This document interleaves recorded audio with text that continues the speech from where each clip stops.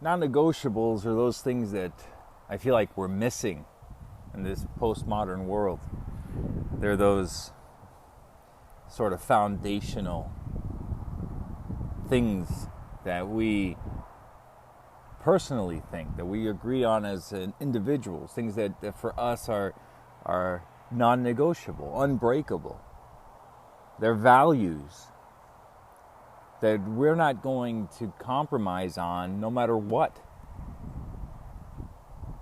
And for a civilization to operate well, to work well, we need to have some shared non-negotiables. You can't do this moral relativism thing and expect it to go well. We can't be ready, willing, and able to fall away from our foundational values and expect society to move on swimmingly.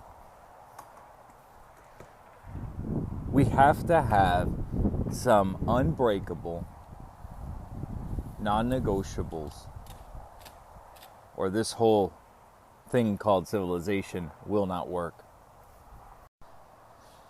This week I wanted to talk to you guys about masculinity, so if you'll forgive the sound of the wind, I needed to get in the most macho place I could in my house, out here under my tree, in sight of my vegetable garden, in the backyard with my son just a few feet away, growing his brand new whiskers on his chin.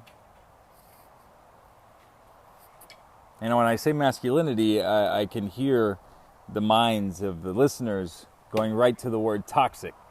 We get indoctrinated, get told often about toxic masculinity. Seems like everything that is good about masculinity is being portrayed as toxic.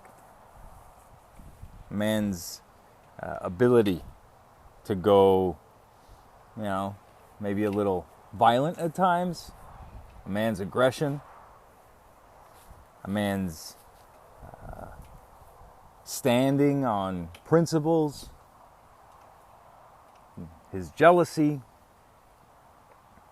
hell, even liking a girl and trying to date her is considered toxic. And one of those things, all of those things have one thing in common, and that is they are the underpinnings of every civilization ever.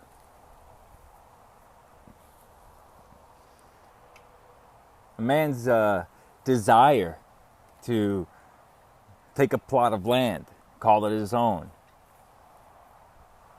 to grow food and to protect it, and to grow a family there and to protect them. His ability to go from a peace-loving individual to a murdering savage the moment that his family is in any kind of trouble is anything but toxic.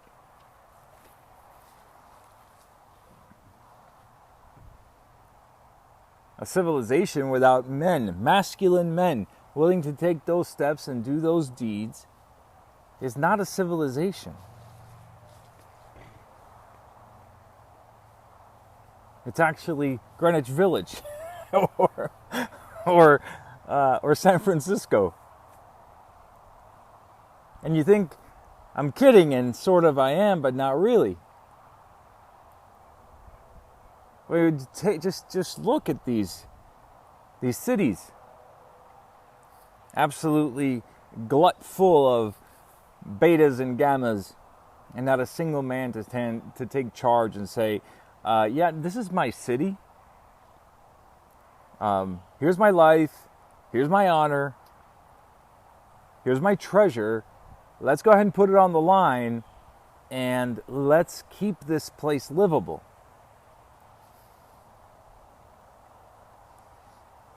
We have cities and towns, many of them in Virginia, as we're learning now with the new gun laws, that are populated by these toxic males.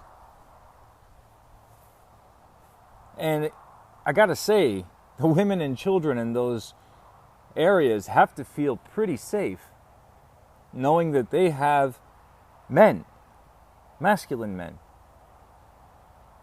capable of tenderness and love and caring, and at the same time capable of strapping on an AR-15 and defending what's theirs.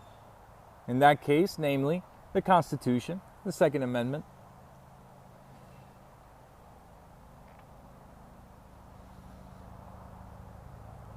So I think it's important that we lay down some non-negotiables as it relates to masculinity and what it is.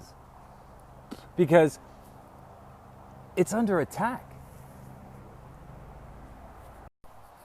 Masculinity is very well defined by the 3 Ps.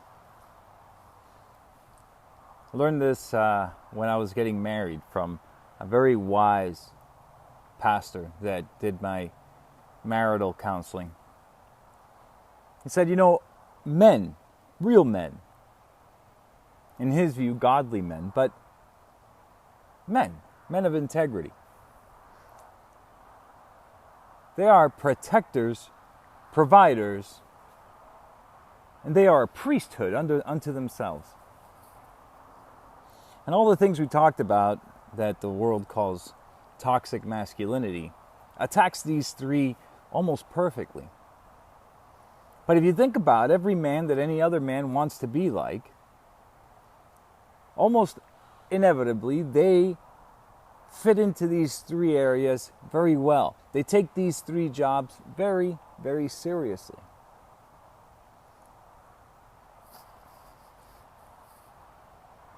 The first notion, the protector side, that is the aggression that we're talking about. The notion that a man sees his wife as his children as his house as his, that he has a righteous jealousy over these things and these people, that he refuses to share them and insists that he be in the leadership role over them because his will for them is good. And so anybody that works against his will when it comes to these people and this property and this place and this thing, those people are in fact the enemy. The role of protector is, again, the 6 foot deep foundation of all civilizations. People didn't conquer lands and build civilizations and villages and all this stuff. They didn't do that just because they wanted people to sing songs about them, though that is kind of cool. They did it because this land is going to provide food and wildlife, and it's in a good defendable position, etc., etc. Not just for themselves, especially early on. They had 30 or 40 years of life, 10 years of which was spent growing up. The last 10 was spent sick and dying. They did it for the progeny, for the next generation,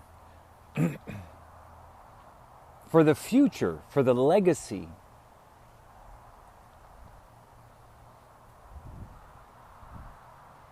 And what do we see everywhere constantly? The notion of the man that is jealous and protective of his wife and doesn't want to be cucked. That man is just a jealous, toxic misogynist. The idea that you wouldn't allow your wife to date other men. How many news reports, videos, people are out there talking about how it's actually the confident man that has no problem with his wife going and stepping out on him. Open relationships and whatnot.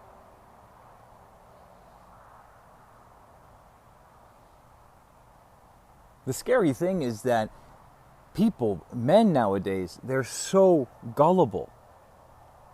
They fight against that natural impulse that they have to be a defender and a protector of the woman that they've decided they're going to share their lives with. That instinct, that guttural reaction, they fight against it. They go to psychotherapists and they take antidepressants to suppress that very natural thing. Dare I say, God-given thing. But for you atheists out there, biological imperative thing, even? I mean, even if you are an evolutionist atheist, you've got to see that what's going on right now with at least this area of masculinity and the fight against it is completely against the notion of evolution.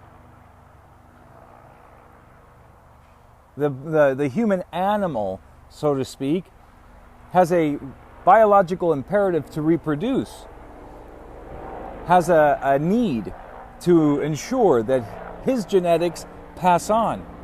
And so sharing your wife means that you don't know if that genetic bloodline is going to continue. So no matter how you slice it, the man's impulse to protect the woman that he's with and to keep her all for himself is certainly not toxic.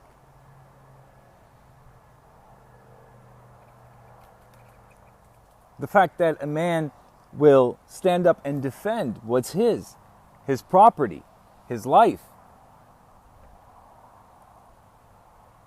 it's not toxic. The thing that keeps other men in check is the threat that there's always a guy that can put you on your keister.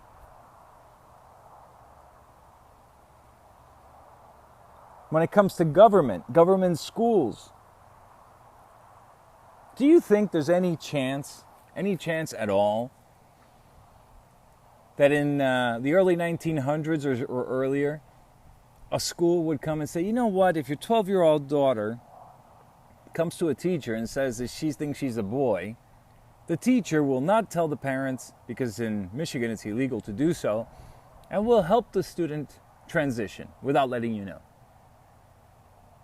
There are states in this country where a minor girl can go into a doctor's office and get an abortion without notifying the parents. The vast majority of men, just a few generations ago, would have never let that slide. If the government would have gone ahead and pushed through that kind of legislation, there would literally be doctors piled up in the gutters of that city. The doctors themselves would not follow that law because there's just too many men around that would not allow for that to be a thing.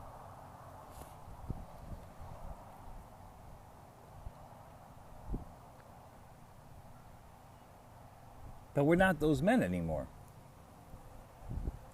Maybe it's all the soy lattes. But if we could get back to that, man, what a difference we would make. What a change there would be in society. How about provider? That's a word that will get the feminists going. Provider.